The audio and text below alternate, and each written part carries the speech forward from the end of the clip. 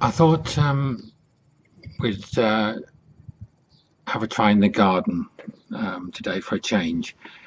Uh, it's sort of the Easter holidays, and um, so I thought I might talk about some holidays when I was young, very briefly.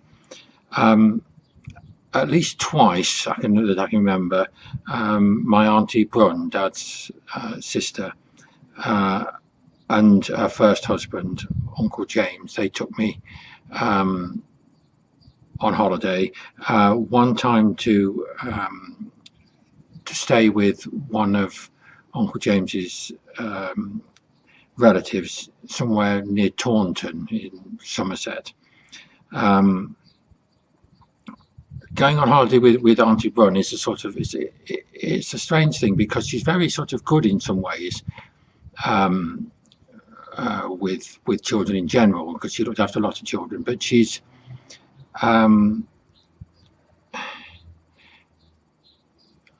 you can see it in two ways. I never really saw a problem with her, though my sister Clover saw a, a giant problem with her. I think it's fair to say, um, and in a way, the experiences are very similar in that she take you with you. Well, from my point of view, I can say anyway. She took me with her, but of course, this I suppose the big difference I think is when she took me with her, she didn't have any children, and she was with her first husband.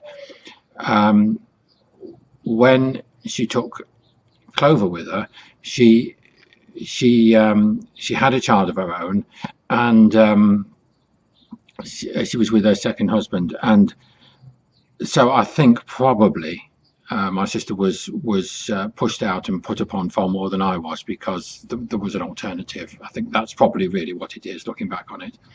Anyway, we went to Taunton, and I remember that I was put to sleep, given like I think it was probably a couple of thick blankets on the floor. It may have been a mattress, but I remember it being relatively thin, and the cover was a sort of quilt, but it was like all bits of cloth kind of sewn together, but they weren't sewn so they were smooth. They were sewn so the edges stuck up, if you can imagine what I mean, like a series of sort of diamonds or squares, but like overlapped. So this one would stick up here and this one there.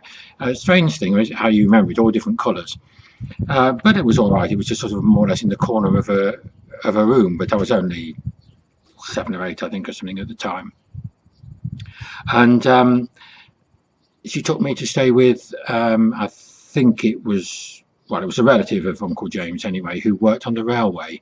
It was a little branch line, and there was about 2 or 3 trains a day, well, maybe 4 trains a day, I think, at the most. He was the signalman, and it was a single track line, so there was I forget what it's called now, but the thing that you hand to the key, sort of like it's called a key, I think, that you hand to the driver of the train to give him the right to go up the track. He looked after that, and it had to be locked into the signal box when not in use, and it was unlocked, and then you give it to the driver. He takes it, and then it's locked then again at the station the other end, thus clearing the line again, so as to release a key at his end. It was really very interesting as a child, getting to mess with the equipment. Not that you can pull the levers; they're too hard, that move the signals. But in those days, it was all mechanical. It wasn't like traffic lighty sort of signals. They were the arm signals that went. And if I remember right, they went down, unlike our local railway, where they went up for to say it was okay for the train to pass. This was, I suppose, the old Great Western Railway, as opposed to the Midland Railway originally, I suppose. He did show me all the communication system as well, which is quite interesting. With the code, I can't remember what the codes were, but there was 1 bell for this, 2 bells for the other on with that communication system. You just rang a bell basically, and there's different combinations of ringing bells that gave different messages. it's surprisingly interesting, really, probably more interesting than the classic holiday, where the person that takes you on holiday actually plays with you and takes you to the beach and puts you on the fun fair and like, because, well, it's something completely different and that you wouldn't get normally, would you? I remember him showing me the detonators. That's sort of good fun. We he actually even got permission for.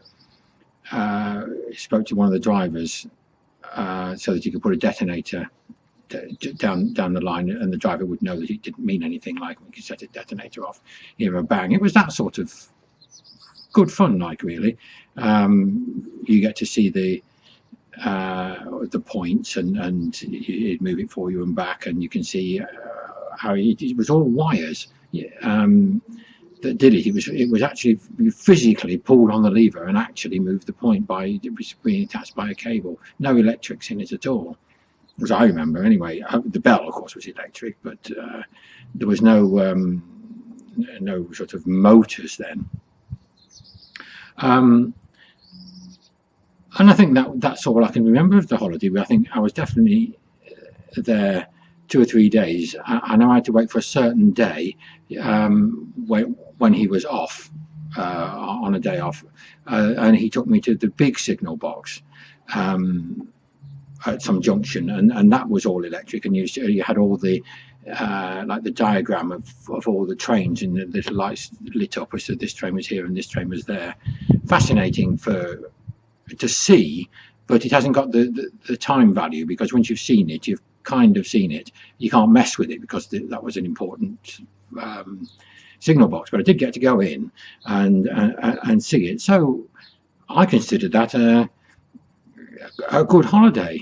Whereas logically, Auntie Betty took me there, dumped me on somebody else, and then brought me back again. You wonder why she took me in the first place, but well, it was a good all round, I thought. A different holiday she took me on was to Chapel St Leonards, which is just up the coast from Skegness. That's it's cheaper than Skegness. This is where she used to go very regularly, because there'd be a whole group of them go from Leicester every sort of holiday, and so it was Leicester on Sea, and she would go and play bingo with her friends while you watched. Again, you could see this as kind of why, but in actual fact, it's quite interesting to watch somebody play bingo when you've never seen it before. You can get sick of it, that's sure. That's true. But after every so often, she'd buy you a candy floss, or she'd win some trinket that she didn't want and she'd give it to you. So it's all right. There's lots of things to watch at this sort of fair place, because it isn't only the bingo, that's what she's playing on, but you can wander around and look at the other stuff, and she wouldn't care. You could go off and come back, and that's fine. Whereas if you go with your parents, they're fussing all the time, aren't they, that you're not in danger, whereas she didn't care. I suppose it's the long and short of it. But then we were at a place where she knew everybody, and they knew me quite quickly, because they were all people from the same place, that we all knew each other. You weren't in danger. I thought that's because there was, in fact, lots of other people keeping an eye, and she knew what you'd done. Whatever you'd done, she could tell you afterwards. You'd been and had to go on the roller penny, or you'd done this. It was just like that. It had that sort of safety that you could roam. I suppose I'll just mention then the actual caravan we stayed in at Chapel St Leonards. It was of the sort of relatively primitive type. You had to fetch the water in buckets, or rather I had to fetch the water in buckets, which again, you could think, well, why am I your skivvy? But then fetching water in buckets is quite amusing when you've got a running tap at home for a few days. It's all right. You have to fetch a bucket or two a day. And it had a gas cooker, of course, but it had gas lights. Another fascination. I'm fascinated with gas lights. I don't know why. So you get to light the gas lights, because you're trusted by Auntie Betty to do this sort of thing. It's you could actually, strike the match, or use Uncle James's lighter and light the gas light and turn it off. It's trivial, but it's one of those things you could look forward to during the day. Whereas it got dark, you could light the gas lights. So I suppose on that note, I'll say bye.